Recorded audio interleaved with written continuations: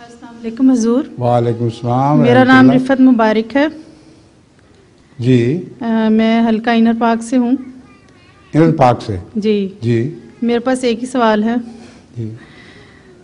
اگر مرد بیوی کا حق مہر ادا کیے بغیر فوت ہو جاتا ہے اور اسی کی والدہ اپنی بہو کو کہتی ہے کہ اپنے شوہر کو حق مہر معاف کر دو، تو کیا ایسی صورت میں نہیں ہو سکتا. عورت کو حق مہر معاف کر دینا چاہیے؟ جب تک حق مہر ادا نہ کیا جائے، اس کے ہاتھ پہ نہ رکھا جائے، معافی نہیں ہو سکتی.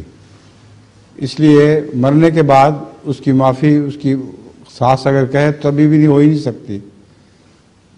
حق مہر کا مسئلہ بڑا ضروری ہے.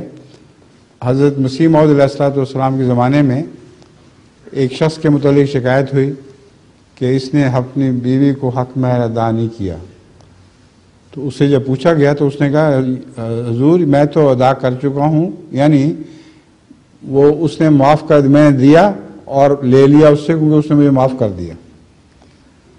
آپ نے کہا اس طرح نہیں، یہ دیا تھا یا نہیں دیا تھا؟ ویسے کر دیا، معاف کر دیا. ہاں ویسے کر دیا تھا. اس کو خامد سے امید ہی نہیں تھی کہ دے گا. اس نے کہا چلو معاف.